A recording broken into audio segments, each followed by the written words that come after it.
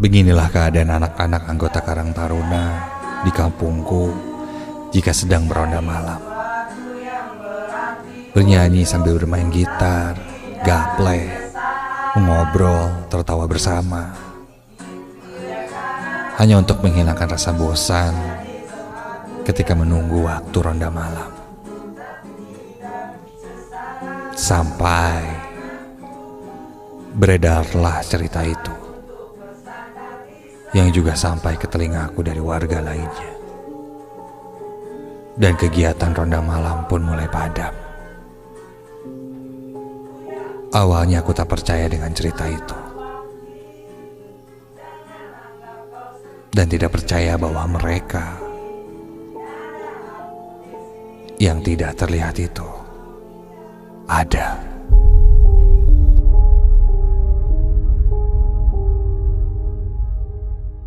Namaku Boy. Aku tinggal di sebuah kampung di daerah kabupaten. Kejadian ini terjadi tahun lalu, ketika aku sedang melakukan ronda malam bersama temanku. Dulu di kampung ini adalah salah satu kampung yang teraktif dalam semua kegiatan, kerja bakti, bahkan sampai ronda malam. Aku dan teman-temanku juga sering melakukan ronda malam setiap malam, mengikuti jadwal yang sudah ditentukan. Namun seperti yang aku bilang di awal, kegiatan ronda malam itu pun mulai padam, dan belakangan sering terjadi lagi kemalingan. Membuatku berinisiatif untuk mengaktifkan kembali ronda malam itu.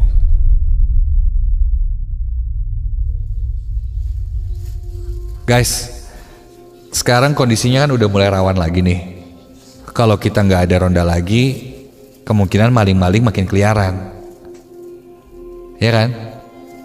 Ya gue takut sih itu bakal kejadian. Dan gue juga tahu kalian takut sama cerita-cerita kemarin soal ya itulah. Tapi kalau gini terus, kasihan warga bro. Jadi kayaknya kita harus mulai lagi nih ronda. Gimana? Begitu kataku. Namun ketika aku mengajak temanku, beberapa di antara mereka tidak mau karena takut katanya.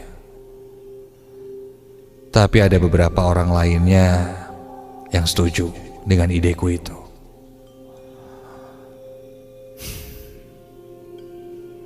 Dan mungkin akan kita lakukan secepatnya nanti malam.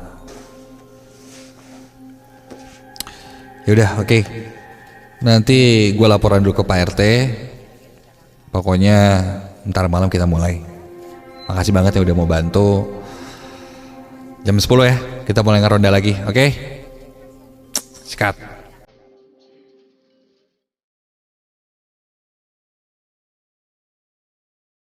Malam pun tiba. Waktu menunjukkan jam 10. Aku, Gilang, Dendi, dan Hafiz sudah berkumpul di salah satu pos di kampungku, sambil menunggu Erwin dan Fikri yang katanya masih di jalan. Gilang pun mengajak kami untuk bermain gaple.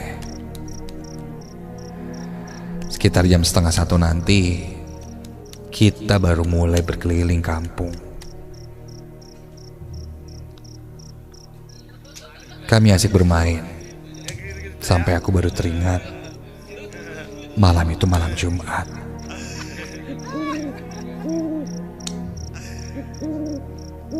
Gilang sempat mengingatkanku tentang peraturan tidak tertulis yang sudah jadi tradisi di kampung ini.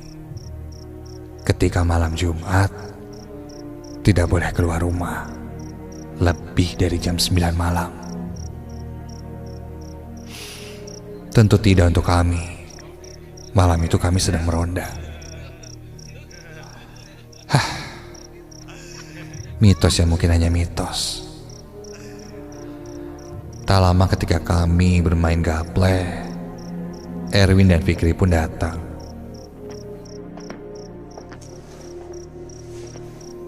Mana aja sih lo bro? Lama banget datangnya. Fikri menjawab. Dia mencoba mengajak yang lainnya, tapi tidak ada yang mau ikut. Karena takut kejadian yang dulu terulang lagi. Aduh bro, masih aja takut yang begituan. Hantu kan maksud kalian? Kalau ada hantu, bilangin aja, jangan ganggu, kata gue gitu. Aneh-aneh aja. Begitu kataku. Hafiz menepukku dan mengingatkanku jangan sompral, karena ini malam Jumat. Lalu aku pun mengiyakan sambil memberikan senyuman dan lanjut melempar kartu gaplehku.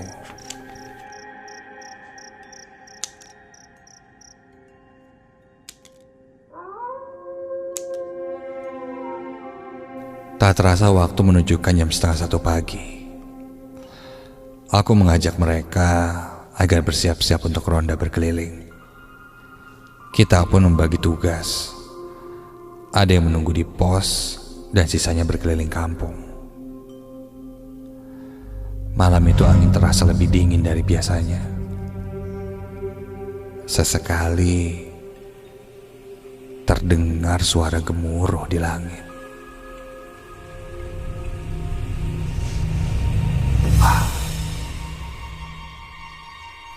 Sepertinya mau hujan. Hal itu membuat teman-temanku yang lain tak setuju untuk lanjut meronda. Takut hujan katanya.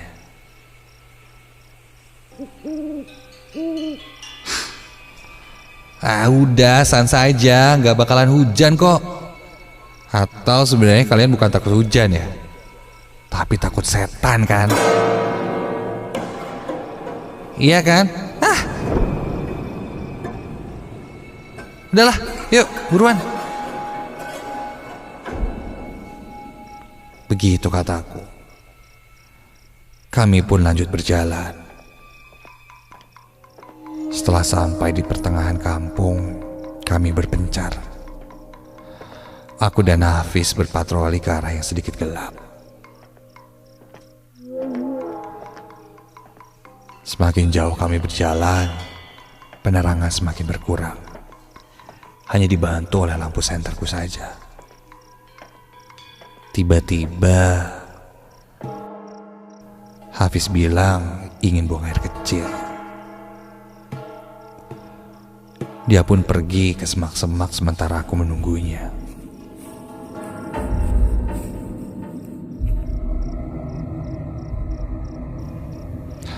Sudah hampir 10 menit menunggu, dia tak kunjung datang. Bahkan ketika itu sudah jam 1 pagi. Lama banget sih. Hafiz, dimana oi, buruan. Hafiz, Hafiz, oi, mana sih? Hafiz, aduh. Tiba-tiba ada yang menepuk pundakku dari belakang. Dan ketika aku menengok, ternyata itu Hafiz. Wajahnya terlihat pucat seperti ketakutan. Wah, Hafiz, kenapa lo? Hei, lo lihat apaan? Muka lo pucat banget. Hafiz, hei. Dia nggak menjawab dan menarikku menjauh dari tempat itu. Aku curiga dia melihat hantu. Kami pun lanjut berkeliling segera mungkin agar bisa cepat sampai ke pos. Akhirnya aku dan Hafiz pun selesai berkeliling. Dan kami pun bergegas kembali. Hafiz nampak terburu-buru. Dia berjalan di belakangku. Ku tengok wajahnya pucat ketakutan. Aku menghentikan langkahku dan coba menenangkan Hafiz. Fiz, woi, santai aja sih. Ntar lo kenapa sih sebenarnya, Fiz? Lo lihat setan? Atau apaan sih? Fiz, hey. Fiz, hey. Sebuah notification masuk ke handphoneku. Ketika aku lihat itu dari grup ronda di WhatsApp.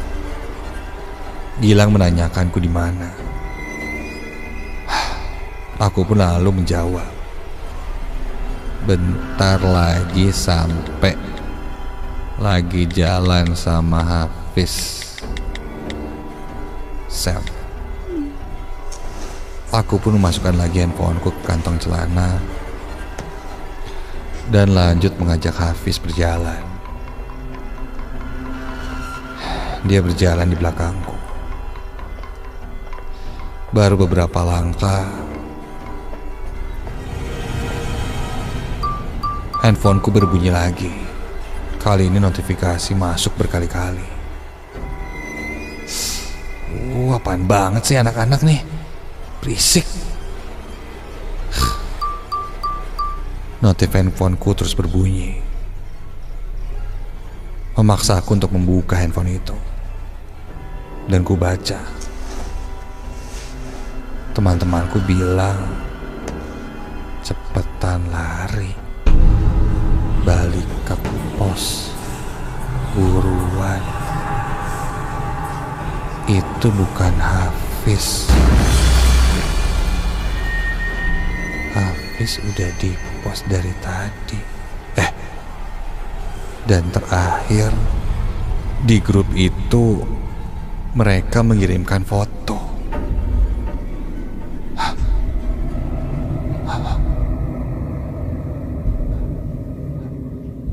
Dan terlihat dari foto itu Hafiz sudah di pos bersama teman-temanku yang lain. Refleks aku tengok ke belakang dan astaga, Hafiz yang tadi bersamaku kini sudah tidak ada. Hafiz, Hafiz, Hafiz. Begitu teriakku sampai ada yang memanggilku dari belakang. Cari siapa? Astaga, ketika aku tengok ke belakang, tiba-tiba muncul sosok anak kecil tepat di belakangku. Seorang anak laki-laki dengan wajah yang pucat, memakai baju dan celana pendek tanpa alas kaki. Anak kecil itu berdiri menatapku sambil tersenyum dengan mata kanan yang hancur dan mata kiri yang bola matanya merah seperti berdarah, dengan wajah pucat yang membiru dan kepalanya yang agak miring ke sebelah kiri, seakan lehernya seperti patah. Anak kecil itu berjalan terseok-seok, seakan menahan beban di kepalanya. Dan tiba-tiba anak kecil itu membuka mulutnya dan menganga lebar berteriak sangat menakutkan. Aku langsung berlari. Sesekali kulihat ke belakang. Ya Tuhan, sosok anak kecil itu seakan-akan berlari juga mengejarku. Aku lalu berteriak meminta tolong. Tolong! Tolong! Tolong! Tapi tidak ada yang mendengarkanku. Aku terus berlari sejauh mungkin sampai ketika kurasa aku berlari sudah jauh, aku coba menenangkan diriku. Aku pun beristirahat dan coba menelepon temanku. Tapi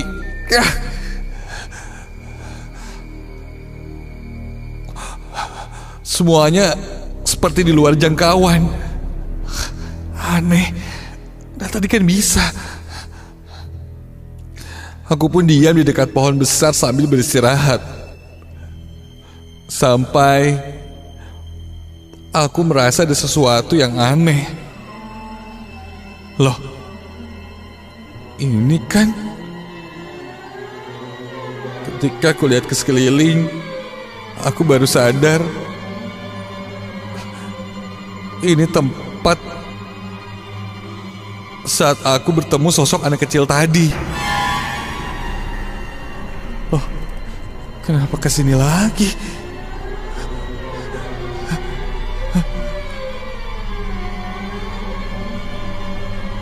Jadi selama tadi aku berlari cukup jauh, aku tidak kemana-mana.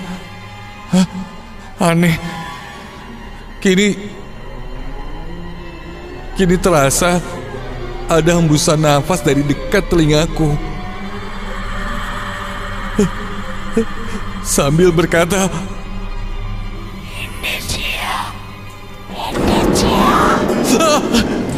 sontak aku pun kaget dan lari menjauh dari tempat itu. Namun lagi-lagi aku kembali lagi ke tempat itu. Kakiku pun sudah lelah. Aku kembali duduk di bawah pohon itu sampai tiba-tiba ada sorotan lampu dan teriakan-teriakan. Iya, itu temanku Hafiz dan Gilang yang ternyata mereka mencariku. Ketika mereka mendekat, aku pun langsung memanggil mereka. Oi, oi Gil, Fiz, oi, gua di sini, oi, oi. Tapi seakan-akan mereka tidak melihatku. Kulihat datang juga Erwin, Denny dan Fikri yang juga mencariku. Aku masih terus memanggil mereka, tapi mereka sama sekali tidak melihatku. Hai! Hai! Hai! Aku mulai panik ketakutan. Sampai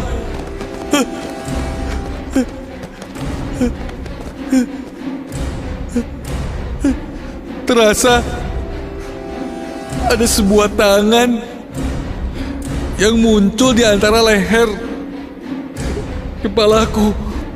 Tangan anak kecil dengan kulit pucat membiru, kukunya hitam, dan Tuhan, aku juga melihat sepasang kaki yang disilangkan di antara perutku.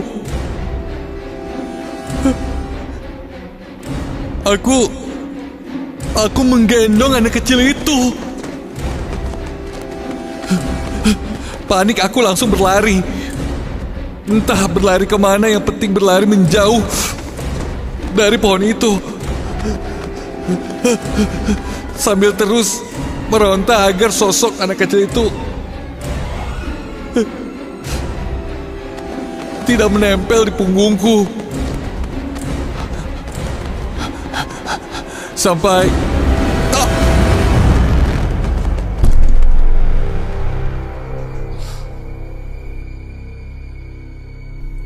tak sadar aku pun menabrak pohon pisang hingga aku terjatuh. Dan ketika itu aku tak sadarkan diri. Ketika terbangun, saat itu sudah azan subuh. Di sekelilingku sudah ada Hafiz, Gilang, dan teman-temanku yang lain dengan wajah yang khawatir. Lalu Hafiz bertanya pada aku kenapa aku bisa tergeletak di dekat pohon pisang itu. Aku pun menceritakan kejadian itu pada mereka. Aku bertanya pada Hafiz semalam setelah pergi buang air kecil, dia kemana? Lalu Hafiz pun menjawab, dia pun melihat sosok anak kecil yang sedang berlarian di sekitarnya. Karena ketakutan dia pun lari dan kembali ke pos. Ya, itu mungkin sosok penampakan dari cerita yang beredar. Dulu katanya ada pasangan suami istri yang mempunyai anak laki-laki. Suatu hari pasangan suami istri itu pergi berbelanja dan meninggalkan anaknya sendirian. Naasnya ketika pulang, anaknya sudah meninggal dengan keadaan yang mengenaskan.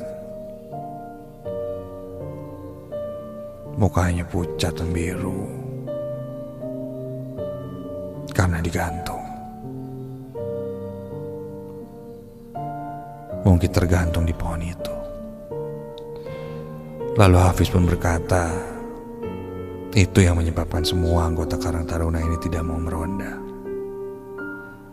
Mereka sering melihat sosok anak kecil itu dengan perwujudan sama seperti yang aku ceritakan. Bahkan tidak hanya anggota laki-laki saja yang melihat sosok itu. Anggota perempuan pun sering melihatnya. Dan jika bertemu dengan sosok anak kecil itu, konon dia akan membawa kita ke dimensinya. Mungkin seperti kejadian yang aku alami, di mana aku tidak bisa memanggil teman-temanku. Mungkin aku berada di dimensinya.